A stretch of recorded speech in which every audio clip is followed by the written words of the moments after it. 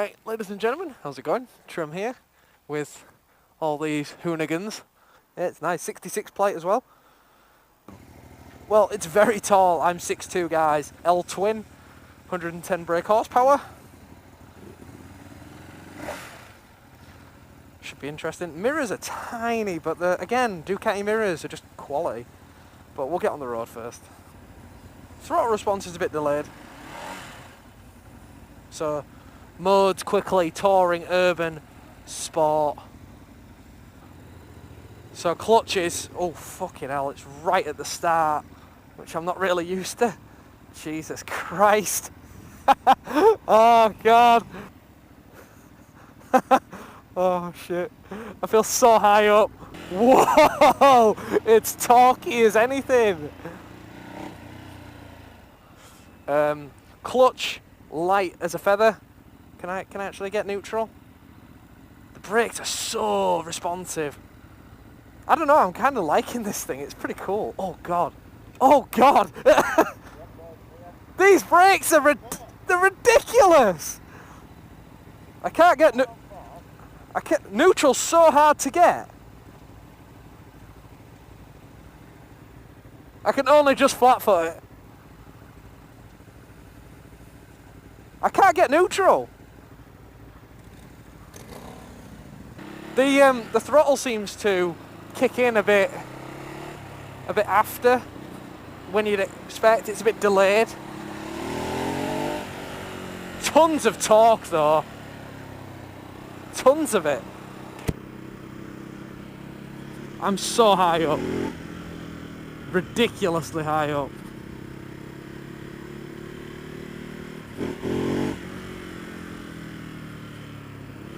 So, as all new Ducatis, this thing has, I can two-finger the brakes, by the way, they're that good. With all new Ducatis modes, I'm in touring mode. It has 3 modes. It has urban, touring and sport. Sport being the most aggressive, touring being pretty normal, urban cuts brake horsepower down to 80. So, that's a thing. Turning circle on this thing is absolutely amazing though, like, not denying that for a second.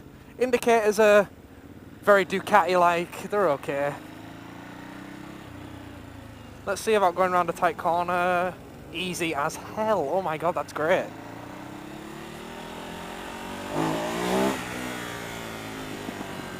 Oh, it pops like a bitch!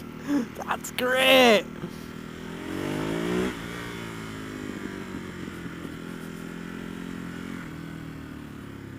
Oh, this thing's cool.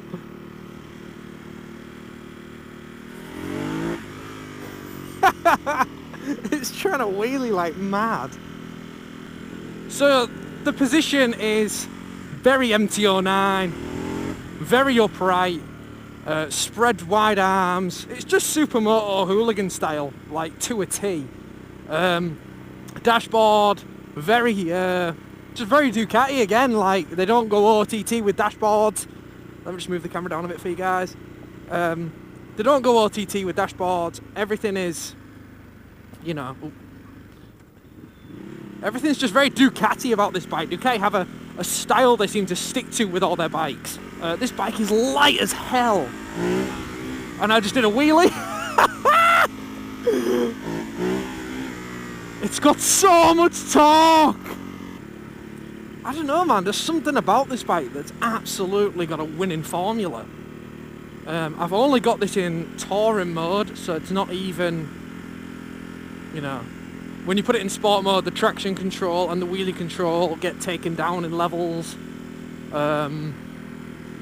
you know, so I'm going to put it in sport mode at some point today. But the thing is, I don't know if this could be your only bike in my eyes. You know, this would make a great second bike. But I don't know, just the fuel tank is a bit of a put off, really, I've got to say. Like, such a tiny fuel tank, you'd be filling up all the time. I think at least a 15 litre, 18 litre fuel tank would have been a better idea. I get a nod because I want to do Ducati. Yeah, great bike filtering, absolutely fantastic. So light and nimble. You can throw it between traffic. Power and brakes are on point, so not to worry about there. Easily get anywhere on it. The bars are, you've got such a turn. That is my turning circle. It's ridiculous.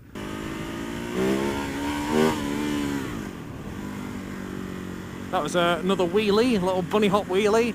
That's just from acceleration. I'm not even putting full throttle on that. It just comes up constantly. You know, I am going to put it in urban mode and just see how much. I'm going to do that now actually. Let's put it in urban mode, see how much of a difference we get. You can change gears, or you can change rider modes on the go, which is something I've never really tested. So that's really good. Let's see what urban mode does. Oh my god, it's so weird cornering.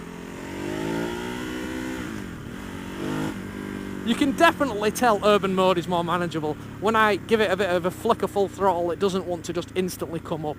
It's a bit more manageable. It's definitely smoother.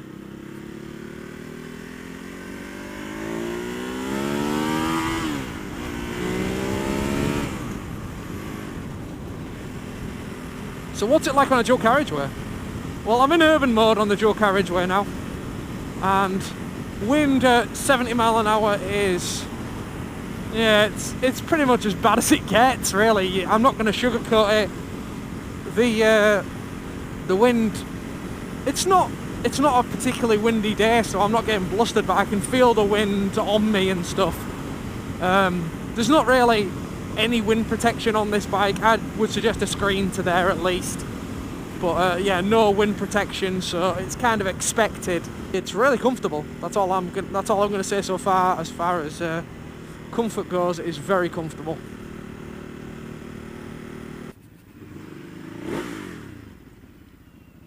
Nice. Going down to Ilkley this way.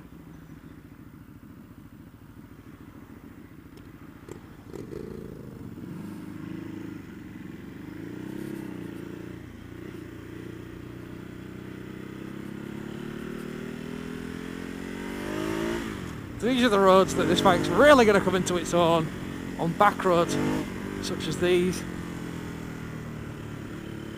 Like I said, this is in touring mode currently, and it feels like just enough power to have fun without getting in any serious trouble. As soon as you put it in sport mode, it's a different story.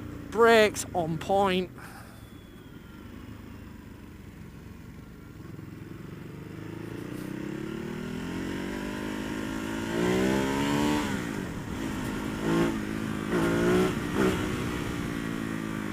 So what have I now? I've got my ABS in 2 now and DTC in 4, traction control in 4, because obviously I put it into touring mode. So electronics have been pumped up.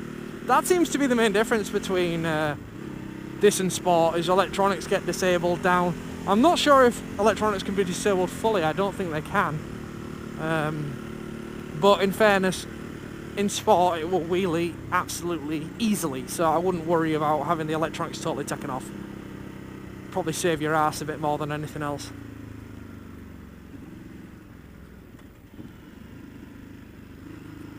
But yeah, like if I was on the CVR down here or anything, I'd feel a bit out of it because the bike feels so skinny. It feels absolutely perfect down roads like this. So I reckon you could actually do a bit of off-roading. That's why I think this differs from the MT09. Like I reckon this is more explorer friendly. Just thinner, lighter weight. It's got that off-road heritage built into it to make it perfect. Suspension, wrists aren't feeling anything. Yeah, I can see why you wouldn't always be in sport mode now, because if you were in sports mode constantly, it'd be a bit uncontrollable. Like in touring mode, you've still got access to full power, you've got electronics looking after you, but I don't know, it's manageable, it's nice to use. In sport mode, you pin that throttle back, you get little bunny hops, you get little skips on gravel, stuff like that. Probably better for hooligan days, and you know, I still have use of the full power in touring mode. The sport mode's just a bit more mental. Let's see how sport mode performs down a road like this.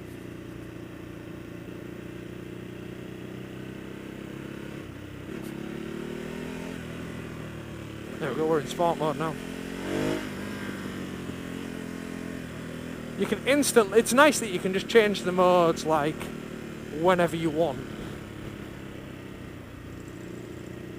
Just close the throttle, don't be using the brakes, and your mode will change.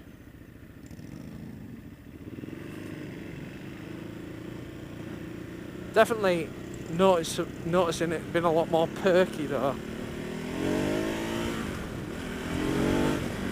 It's still usable, like, still usable. If I haven't already explained, to change the modes, press in so you find the mode you want, then hold the indicator down for about 3 seconds and it'll select the mode and it'll give you instructions on screen of how to change if it doesn't already. Like, icon variant would be such a cool look for this thing. Get a red variant and one of these. Oh. You could do roads like this all day, and it's a different experience to my CBR. I wouldn't dream of coming down roads like this on my CBR. So once I get burned out on my CBR, maybe I will invest in a bike like this, because if I have a tourer as well, you can just explore for days on this thing. Or like roads like this on the moors. On my CBR, this would be a proper drain with them clip-ons. Ooh, sugar. My sugar.